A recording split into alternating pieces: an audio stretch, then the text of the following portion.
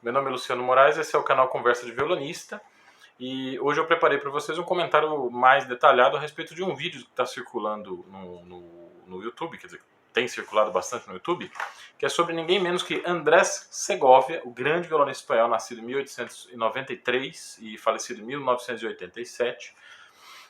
Ele deixou registrados alguns exercícios técnicos que ele, no vídeo, né, diz fazer sempre, desde períodos remotos da vida dele, né, como ele diz.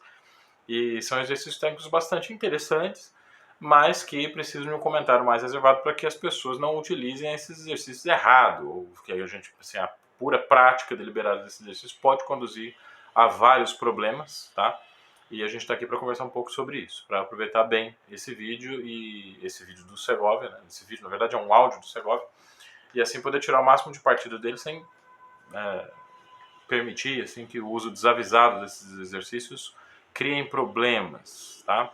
Antes de começar exatamente o assunto que eu preparei para tratar, eu queria só responder ao comentário de dois usuários do canal.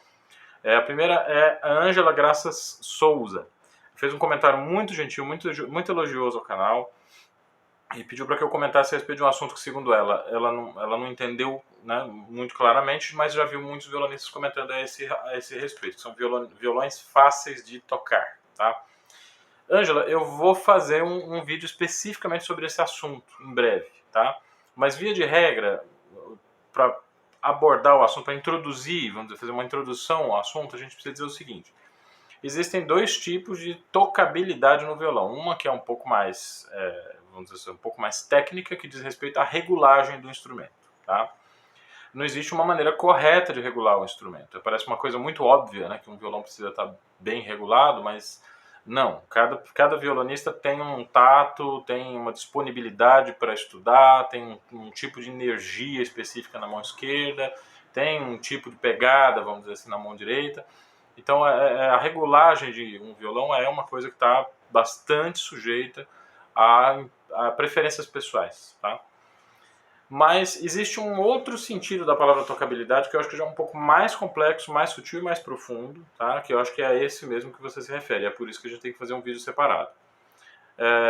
Para introduzir o assunto é o seguinte: esse segundo significado da palavra tocabilidade diz respeito mais ao controle do instrumento, quer dizer, o quão fácil ou quão difícil é você dominar esse instrumento. Na minha experiência pessoal como didata e como violonista, tive vários violões, né? Um violão fácil de tocar, frequentemente é também um violão que disponibiliza menos recursos expressivos. Então, meio que se de qualquer jeito que você manda a mão sai um som suficiente, isso significa que o violão não é muito responsivo a gradações de dinâmica e de timbre, especialmente. Tá? Especialmente timbre, volume até nem tanto, mas especialmente a qualidade do timbre é uma coisa que o violão costuma não responder muito bem. Essa é a razão pela qual existe um debate muito acalorado no meio violonístico a respeito do uso dos violões double top, que são instrumentos com, a gente fala double top porque é dupla tampa. O tampo do violão é separado em duas partes, uma delas geralmente feita de material sintético, e a outra escola de construção de violões, vamos dizer assim, é a escola Torres-Hauser, que é a escola mais tradicional. As pessoas costumam se matar por causa desses assuntos, por causa de preferência em relação a esses instrumentos. E existe um canal na internet do Oscar, chamado Strings Comercial, que ele abriu a sala, né? O Oscar é um grande violonista, um excelente músico, que abriu uma série de entrevistas com luthiers, e existem lá luthiers representantes, tanto da escola tradicional quanto dessa escola que se diz moderna. Não gosto muito desse termo, né? Eu acho que os violões tradicionais são bastante modernos, mas a construção do double top ela é abordada ali também, né? Tem luthiers lá falando sobre essa construção. Então acho que pode ser interessante para você acompanhar esses vídeos do canal. Eu vou deixar o link aqui na descrição, tá bem? Muito obrigado pelo seu comentário e aguardo esse vídeo específico sobre a facilidade, né? Sobre a tocabilidade dos violões. O outro usuário é o Carlos Lambert, que está fazendo uma pergunta sobre cordas, timbre e durabilidade, né? Ele diz que ele sempre usou um tipo de modelo específico, que ele gosta muito da sonoridade, mas ela vem tendo um desgaste muito grande ultimamente e arrebenta com muita rapidez.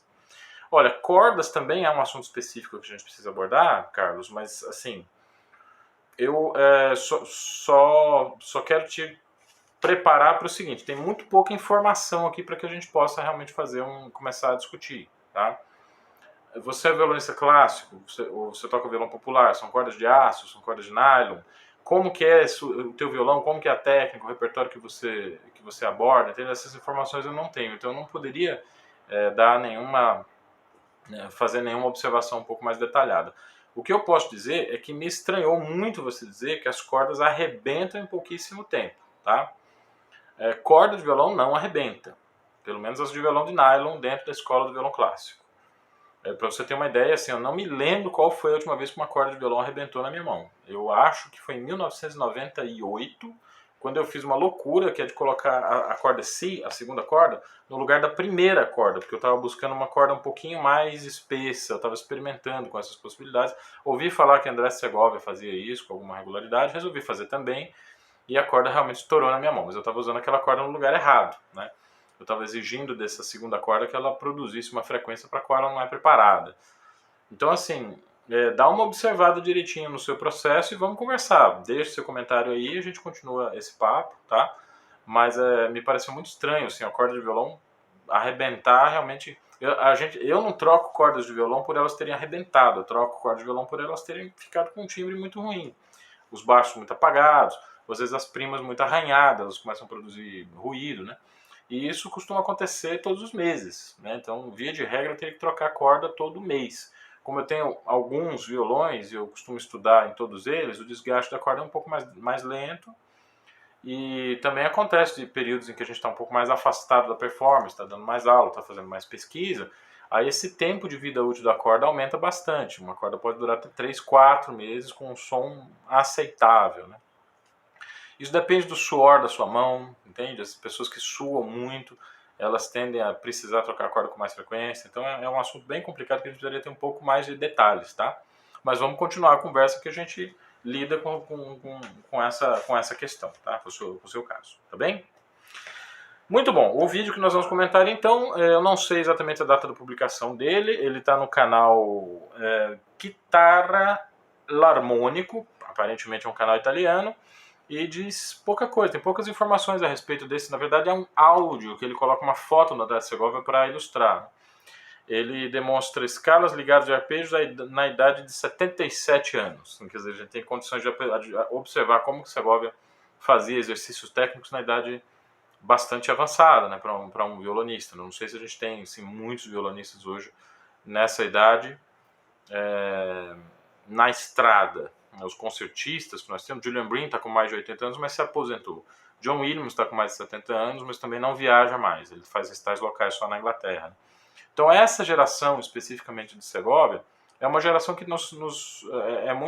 ela tem muito interesse para os estudantes de violão, porque é uma geração que chegou a uma longevidade muito grande, ainda tocando. Então a técnica de Segovia é uma coisa que nos interessa muito, nos interessa particularmente. A pergunta é se através desse áudio é possível fazer inferências muito detalhadas a respeito da sua técnica, tá? Como eu falei no começo do vídeo, a gente vai analisar prós e contras esses exercícios, tá?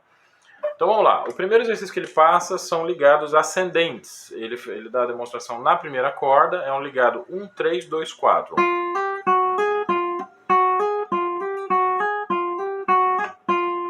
Ele apresenta esses ligados, depois salta de posição e faz tudo na segunda posição. Só para deixar tudo claro, a primeira posição quando o dedo 1 está na primeira casa, a segunda posição quando o dedo 1 está na segunda casa, e ele vai subindo esses ligados, provavelmente até a recomendação é até a 9ª posição, tá? Porque ele faz só 2 ou 3 posições no máximo e aí interrompe. E daí ele faz uma outra forma de ligado, aparentemente inversa a essa primeira, tá? A partir da primeira posição. Então a gente escuta, certo? Ele toca isso num andamento bastante rápido, né? E não faz nenhuma recomendação em relação à velocidade. Nós estamos aqui para complementar. E ligados ascendentes são exercícios que precisam ser executados com muita atenção, com muita calma, porque eles jogam com um tipo de movimento do dedo que combina força com o movimento, entende? Deixa eu explicar melhor o que significa isso. Para tocar um instrumento musical, é lógico que é necessário uma certa força, é necessário um certo nível de força. Se você não tiver resistência, se não tiver energia, você não consegue vencer a resistência da tecla de um piano, você não consegue firmeza suficiente para que o arco fique numa corda que está vibrando, você não consegue projetar ar suficiente num tubo para que esse ar gere som, né? Então existe uma série de questões envolvendo o uso de força em qualquer que seja o tipo de instrumento musical. No caso do violão, é lógico que as cordas do instrumento precisam ser, assim, a resistência delas precisa ser vencida, né? Mas isso acontece através de movimento. Um dedo que é capaz, por exemplo, de fazer uma força de 5 quilos, ele precisa trabalhar a vida toda em 10, 15% da sua capacidade total. De maneira que o violonista não vai sentir a força sendo feita.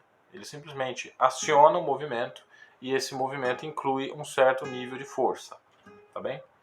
Então, se fazer esforço, você sentir a força acontecendo, é um sinal de que você está usando força demais e, portanto, a sua técnica está se cristalizando de maneira equivocada. Tá? De uma maneira que mais para frente você pode ter problemas. As doenças ocupacionais acontecem por falta de observação desse ponto. Então, esse exercício tem que ser feito sempre sem a sensação de força. Ora, o que acontece quando eu faço esse exercício muito rápido? Eu vou acumulando uma série de movimentos que não descansaram. Tá? Então, se eu faço, por exemplo, ligado 1 e 3, eu preciso descansar com esse dedo, com a mão inteira, para que eu faça a outra sequência, seria 2 e 4.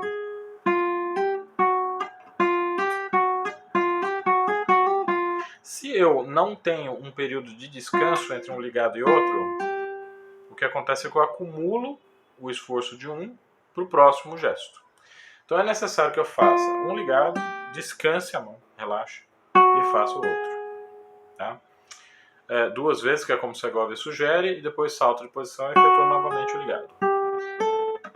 Mas nesse andamento muito lento que eu consiga realmente sentir o esforço deixar de ser feito. Então, por exemplo, 1, 2, 3, 1, 2. Esse 3, eu tenho que ter a sensação de que minha mão está levantando da corda. Você não precisa realmente erguer os dedos, abrir a mão, mas tem que ter a sensação de que os seus dedos estão se levantando da corda, que eles estão deixando de fazer esforço. Tá? No caso do ligado que o Segovia demonstra a partir da 9ª posição, o caso é mais grave ainda, porque ele está utilizando um dedo fraco, que é o dedo 4, muitas vezes. Ele faz. Ele vai usar o dedo 4 2 vezes, depois de fazer o ligado descendente com o dedo 3. Olha o que acontece quando eu faço o ligado descendente com o dedo 3. O 4 tende a vir junto. O ligado descendente é você puxar para baixo, para dentro, né, o movimento da mão. Então você fez com o dedo 4, depois com o dedo 3, e o dedo 4 agiu junto com o dedo 3. Ele vai junto. Esse movimento combinado não é para ser evitado, a gente tem que lidar com ele. Então, quando eu faço o ligado 3-1, eu preciso relaxar a minha mão para que o dedo 4 volte a pressionar a corda 1, né, nesse caso na 12ª casa, de uma maneira leve, sem trazer a atenção do uso que eu fiz do dedo 4 no momento anterior. Tá? O Segovia recomenda na sua demonstração que a gente faça isso em todas as casas.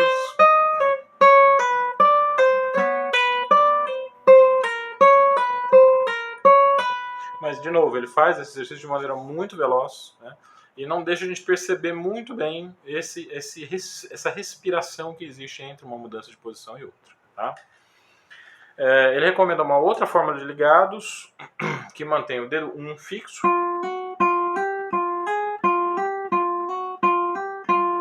E mesma coisa, né, saltando de posição em posição. Esse é um outro exercício bastante complicado de a gente pensar em passar para estudantes, assim, como prática diária, porque, vou pensar aqui,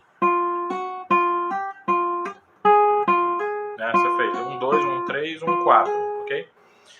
A posição da mão para fazer o ligado 1, 2, a mais confortável é, por exemplo, essa que vocês estão vendo no vídeo. Para o ligado 1, 3, talvez essa não seja a posição mais confortável. Para o dedo 4, com certeza não é. Então, se eu tiver que deixar o dedo muito aberto, muito esticado, estou falando do dedo 4, né? Provavelmente um estudante ou iniciante de violão não vai ter força suficiente com o dedo 4 para operar esse ligado nessa posição.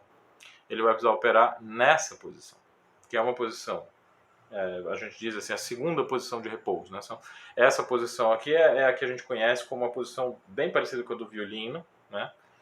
E essa é uma posição mais aproximada do violoncelo. Os violonistas precisam lidar com essas duas possibilidades, porque aqui é onde a gente tem o dedo 4 sendo beneficiado. O movimento que ele faz, você pode reparar que eu não estou tocando corda nenhuma, e a gente já escuta um som, porque ele ataca a corda perpendicularmente. Se eu mantenho na posição mais confortável para o dedo 2, esse dedo 4 está numa posição inclinada. Ou seja, ele precisa ter ou mais resistência e mais força do que mãos comuns, ou a gente precisa ter ele muito mais relaxado do que o que seria de se esperar numa execução normal, para que ele possa atacar com o movimento mais amplo, o movimento mais rápido, ele possa produzir esse som. Entende? As duas situações estão indisponíveis para iniciantes e para estudantes de nível, talvez, aí pelos primeiros 5 anos de estudo de violão. A mão esquerda é uma mão que desenvolve musculatura e movimento ao mesmo tempo. A gente não pode pensar em desenvolver primeiro a força e depois a flexibilidade, né, a capacidade de movimentação. Porque quando a gente desenvolve muita força, ela perde movimento, perde capacidade de fazer movimento. Muita flexibilidade também não é legal, a gente tem resistência suficiente, né? Então não tem muito remédio, a gente tem realmente que esperar acontecer. O desenvolvimento técnico e mecânico da mão esquerda ele acontece por um trabalho combinado de musculatura, né, de aquisição de força, e de flexibilidade, quer dizer, de aquisição de capacidade de movimentação. Isso leva tempo. Então, talvez alguns desses exercícios de André Segovia não sejam muito indicados para estudantes que não tenham desenvolvido essa capacidade, tá certo? Depois ele passa uma série de... Aí eu não sei se tem muito interesse, mas no caso da geração de Segovia, que era uma geração que estava acostumada a pensar sempre na música como uma música tonal, né? Ele vai fazer uma escala de Dó maior em tercinas, sempre fazendo assim, do grau acima, que você pega, por exemplo, a nota Dó, um grau acima e volta. Né? Tô errando tudo. Né? Cada grau ele faz essa pequena bordadura, vai para uma nota acima e depois volta. Ele simplesmente sugere que isso tem que ser feito com as escalas maiores e menores, mas não dá nenhum exemplo de escala menor. Tá? Esse é um tipo de trabalho combinado entre escalas e ligados. Eu tenho defendido em vários vídeos aqui do canal que é claro que a gente tem que fazer todo tipo de exercício e esse aqui é um deles que pode sim trazer benefícios. Mas ele não permite que a gente repita o número de vezes suficiente um ligado, por exemplo, 2 e 4, para que a maneira correta de executar esse movimento fique bem assimilada. Então você faz o ligado 2 e 4 e já vai fazer um ligado 1 corda solta, que não foi estudado, né? Quer dizer, pelo menos durante essas fórmulas que Segovia passou, nós não vimos acontecer nenhum ligado com o dedo 1, tá? Depois vem ligado com o dedo 2, volta ligado com o dedo 3 e 4. Não dá para saber qual é o dedilhado que ele faz, a gente teria que fazer um estudo muito minucioso da gravação para saber exatamente qual dedilhado ele está executando. Mas enfim, a gente, pela natureza assimétrica da escala diatônica, a gente não chega a ter um número de repetições que permita a gente estudar realmente o fenômeno do ligado, ascendente ou descendente. Tá? Bom, ele fala em seguida das escalas, ele recomenda então o uso de escalas cromáticas em bloco, quer dizer, em oitavas, né? Então ele está sugerindo que a gente faça.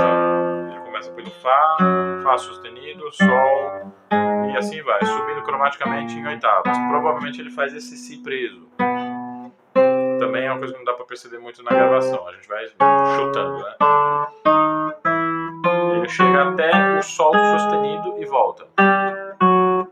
Vocês podem perceber que a execução de escalas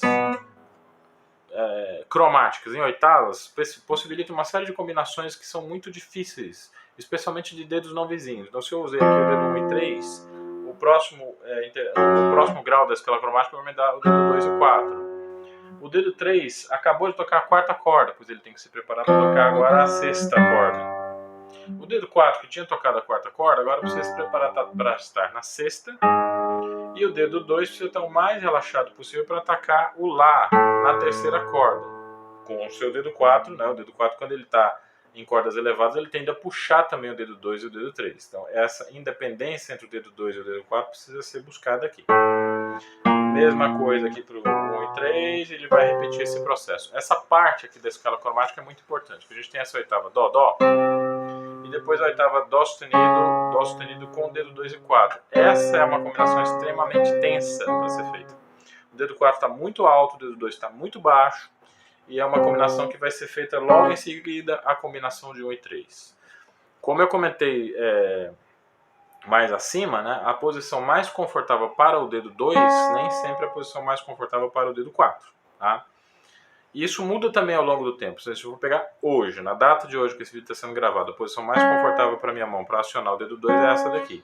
Para o dedo 4 eu teria que subir um pouquinho a mão. Ora, eu tenho que negociar, entende? Essas duas posições, para que os dois dedos tenham o mínimo possível de desconforto. Mas não adianta você pensar que você vai, principalmente nas primeiras vezes, né? Depois, mais para frente, sim, você tem que manter total sensação de conforto. Mas é preciso negociar essas duas posições básicas do dedo 2 e do dedo 4 para que a gente tenha um aproveitamento pleno do movimento. Tá? Então, sair daqui e vir para cá é uma coisa que pode demandar muita reflexão, muita experimentação, tá certo? E muita autopercepção, né? Que você tem que sentir realmente se a sua mão está bem nessa posição, ou se você precisa deslocar um pouquinho mais para cá, um pouquinho mais para cá. Enfim, é preciso um certo trabalho de autoconhecimento, né? Para que a gente saiba e consiga organizar bem quais são as mudanças de posicionamento que podem ser feitas ao longo desses exercícios de oitavas. Isso é uma coisa que leva muito tempo. E o Segovia não dá absolutamente nenhuma chance para o estudante. Ele faz as oitavas o mais rápido que ele pode e a gente não tem como perceber muito bem se as articulações estão equilibradas, se de uma passagem para outra, às vezes de uma nota para outra acontece uma ligeira falha, né? E essa falha é devido a quê? Devido ao dedilhado, devido ao posicionamento, né? Isso não fica muito evidente na execução que ele faz dos exercícios. Tá? De qualquer forma, esse estudo de oitavas cromáticas é fundamental. Durante o Festival Léo Brauer de 2011, eu me lembro que o maestro Brauer comentou isso no Masterclass, né? Que para a mão esquerda, que ele recomenda o exercício mais fantástico para a mão esquerda é oitavas cromáticas. Tá? Existe também uma versão desses exercícios que é a oitava desligada, né? Você toca uma oitava, depois toca a outra, mas depois, com mais tempo, eu vou falar um pouco mais de técnica, de exercícios técnicos, e a gente discute esses exercícios de oitava, tá bem? Daí Segovia fala sobre o seu exercício, aparentemente o seu exercício favorito, que é escalas rápidas pra caramba, pra cima e pra baixo, né? Ele toca uma escala de Lá maior, que vem daqui até aqui. Não dá para saber pelo vídeo como ele faz essas escalas ou qual é o dedilhado que ele está utilizando, especialmente porque o som dele tem uma regularidade muito grande, né? Mas é possível deduzir que ele sai daqui do Ré e do Si e faz um salto com o dedo 4, porque tem um barulho, né? Tem assim, um som assim bem, que é bem característico de mudança de posição nas cordas graves, tá? O Segovia não é um sujeito que facilita muito o dedilhado de escalas, não. Eu tenho aqui um livro dele, onde ele dá vários exemplos de dedilhados de escalas diatônicas, e de fato ele propõe aí saltos descendentes com o dedo 4, que é uma coisa absurda a gente pensar na técnica de hoje, né? Mas parece que Segovia utilizava esse tipo de salto ou como uma forma de deixar a técnica mais parruda, né? Situações que dificilmente a gente reconheceria ou encontraria numa peça. Nos exercícios técnicos deles e nos dedilhados de escala, ele propõe realmente coisas muito bizarras, muito difíceis de serem feitas, ou é uma reserva de mercado. O estudante que se sente na obrigação de fazer aquilo rápido, forte, muito cedo, ele pode se tornar um desses adultos frustrados que dizem assim, eu não tinha talento para tocar violão. Às vezes o que faltou foi um exercício mais adequado ao seu momento, à sua história, né? Ou aquele ponto específico de desenvolvimento. Esses exercícios do Segovia, eles sempre me dão essa impressão, sabe? Que ele está muito mais preocupado em demonstrar suas capacidades técnicas e musicais, porque os exercícios são tocados de maneira musical, isso é muito interessante. Ele está mais preocupado com isso do que propriamente com a pedagogia, né? E aí vem o final desse vídeo é dado com algumas fórmulas de arpejos. Ele diz que os estudantes podem aplicar os seguintes exercícios de arpejo, né, quer dizer, ele pode aplicar, na verdade, aplicar para esses acordes que ele cita todos os exercícios de Mauro Giuliani. Ele não deixa especificado quais são esses exercícios de Mauro Giuliani, mas todo violonista meio que já ouviu falar do Opus 1 do Mauro Giuliani, que chama-se Studio per Chitarra, que é uma obra de trabalho, né? Uma obra que você abre, você só tem partitura, só tem exercícios sendo propostos, né? São 120 fórmulas de arpejos para mão direita diferentes. Faz tempo que está rodando aí pela internet alguns vídeos curtos sobre transição de violão clássico para popular. Esse Opus 1 é muito interessante que os violonistas populares pratiquem, porque isso dá uma desenvoltura, dá um vocabulário bem ampliado assim, para sequências de arpejos na mão direita. Eu fico imaginando algumas das músicas populares assim, que eu gosto de ouvir, se fosse tocado por violonistas que conhecessem esse tratado e que aplicassem fórmulas de arpejos diferentes, ao invés de uma batida muito regular, né? Como seria interessante. Enfim, não é a minha área, não vou tocar nesse assunto. Quais são os acordes que o Segovia utiliza para esses exercícios? Bom, o primeiro deles é um acorde bastante esquisito, que está aqui. Né? E a fórmula de arpejo também é uma fórmula muito incomum.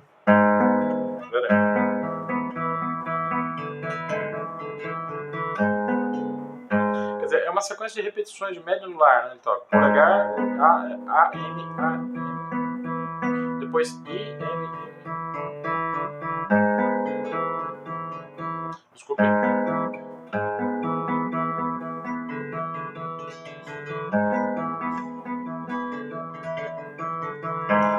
Sobre esse acorde também, bastante estranho, né? As notas são Lá bemol, com o dedo 2, Ré natural com o dedo 4, Mi na quarta corda da segunda casa e Si preso aqui com o dedo 3. Tá? Ele alterna esse acorde com este outro acorde. É a mesma fórmula.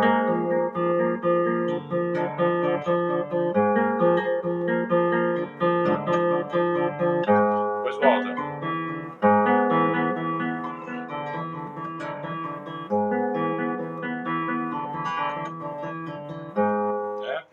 As notas não ficam sobrepostas. Não é exatamente isso que a gente ouve no exercício. A gente ouve quase... que é um forte indicativo de que Segovia está preparando o dedo. Quando ele toca com a nota do dedo médio, ele coloca o dedo indicador. E vice-versa.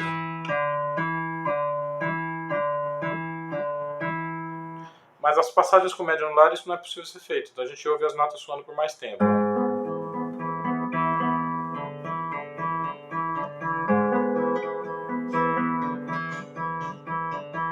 Ou seja, as notas que ele toca com médio anular soam mais ligadas e as notas que ele toca com indicador e médio soam mais articuladas. Tá? Existe também uma irregularidade na velocidade. As notas com médio anular são um pouquinho mais lentas do que as notas que ele toca com indicador. E existe um grau de direcionalidade nesses arpejos muito grande também. Tá? Como se o Segovia estivesse pensando musicalmente. Mas isso deixa a gente sempre na dúvida se esse pensamento musical para fazer um exercício é adequado. Às vezes um exercício deveria ser pensado como algo mais mecânico, né? Agora, por outro lado, assim, será que é bom para um violonista que ele saiba pensar mecanicamente? Não sei. É um debate para um outro vídeo, para uma outra discussão. Tá? Tem uma outra sequência de acordes também. Essa aí eu fiquei na dúvida de onde é que fica o dedilhado. Parece que ele dedilha aqui.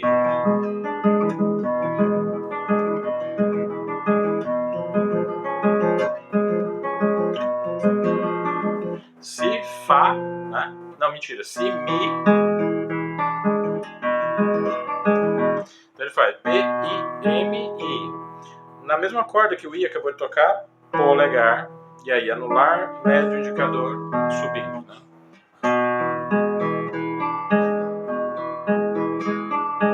Daí vem, dedo 3 muda para o Fá, dedo 4 muda para o Fá, o acorde passa a ser Si, Fá, Sol sustenido, Dó sustenido.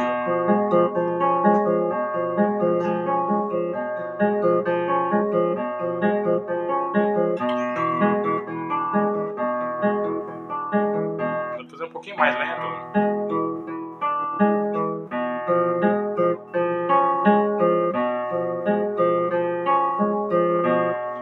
Um exercício que exige demais da mão esquerda, um exercício que vai ter duas notas fixas com o dedo 1 e 2 e o dedo 3 e 4 vão alternar uma distância de 3 cordas, quer dizer, o 3 na quarta corda e o 4 na segunda corda, depois o 3 desce para a segunda e o 4 sobe para a quarta corda, nas suas respectivas casas, na casa 2 e 4. Então, é um exercício que vai trabalhar ao mesmo tempo a resistência do dedo 1 e 2 e a flexibilidade do dedo 3 e 4.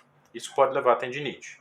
tá? Esse tipo de trabalho, se feito com um período de tempo muito prolongado, pode realmente criar grandes problemas na nossa estrutura da mão e, enfim, pode criar problemas que a gente não se recupera mais, tá? Por que eu estou dizendo isso, então, né? Fazendo esse resumo talvez um pouco rigoroso demais em relação aos exercícios que Segovia apresenta?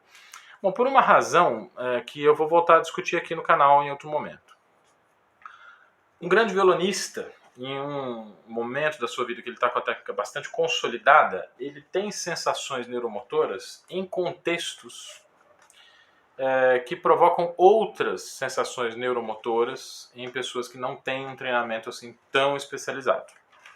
Então, muitas vezes o violonista sugere alguns exercícios para atingir uma determinada sensação física ou resolver um determinado problema técnico que está funcionando para ele naquele momento porque ele tem uma estrada muito longa com o violão. Mas construir essa estrada é um processo que não pode ser iniciado com os exercícios que os concertistas utilizam no final do processo. Então essa é uma questão bastante importante que eu quero que vocês tenham em mente, principalmente nesse período de aula online, coronavírus, né, que as pessoas estão em quarentena, estudando aí por aulas na internet e tal. Cuidado com as informações que vocês retiram de concertistas. Então, o que um concertista diz que faz, ele faz, porque ele tem uma determinada história. Você imagina um cara que nem o Marcin-Dilla, por exemplo, que estuda 6 horas de violão por dia há quase 30 anos. Esse cara realmente não pode ser uma fonte confiável no momento de tirar dúvidas de exercícios para iniciantes. Essa última fórmula de arpejo aí do exercício de Segovia que eu passei é um exemplo dramático dessa situação. Uma fórmula de arpejo extremamente complexa, que exige uma atitude fixa da mão esquerda, né? Para Segovia tudo bem ele fazer, mas ele fazer. Né? Os estudantes de hoje às vezes têm uma tendência de que se fizer exatamente o que esses grandes mestres fazem, ou dizem que fazem, tá? Porque a gente também não tem essa confirmação do trabalho cotidiano do Segovia, se era esse mesmo, se ele fazia trabalhos preliminares de aquecimento mais simples, a gente não sabe. Né? Os estudantes têm essa tendência a achar que se eles fizerem exatamente o que os mestres fizeram, eles vão chegar onde os mestres chegaram, e os processos de aprendizagem, de ensino do violão são bem mais complicados do que isso, tá bem? No próximo vídeo eu vou discutir então outros canais, outros vídeos que supõem exercícios, que preparam exercícios, e vou sugerir também as minhas ideias para alternativas, né? Quer dizer, parece que eu estou dizendo que o vídeo do Segovia não ajuda, não é bom? Pelo contrário, é tão bom que eu preciso comentar para que haja uma complementação da informação, né? Mas eu sugiro que essas fórmulas sejam aplicadas em cordas soltas. E eu sugiro também que os exercícios de ligados sejam desmembrados. As escalas, também há uma proposição que é de a gente trabalhar sempre na mesma posição e trabalhar saltos de posição em momentos separados, tá bem? Tem vídeos aqui no canal já que tem proposições parecidas. Se vocês forem olhar as primeiras aulas, né, que os vídeos estão lá embaixo, pegar todos os vídeos do canal e olhar para os primeiros que eu disponibilizei aqui, temos 6 aulas que a gente discute elementos de técnica básica, e ali eu dou conselhos, né, e propostas para o exercício de mão direita. Vocês vão perceber que a gente sempre faz em cordas soltas. Então, o trabalho de arpejo de mão direita a gente faz corda solta, porque a gente está estudando a mão direita, a gente não está estudando a esquerda. Estudo para a mão esquerda é outra coisa, tá bem?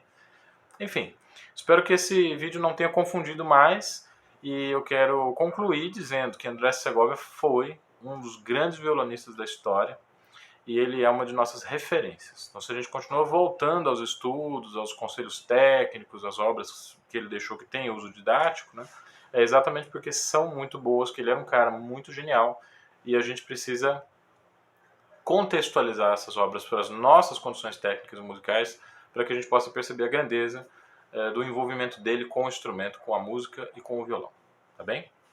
Um abraço para vocês e até o próximo Conversa de Violonista, sem esquecer de curtir o vídeo e compartilhar, porque isso é importante para o canal também, tá bom? Um abração, até!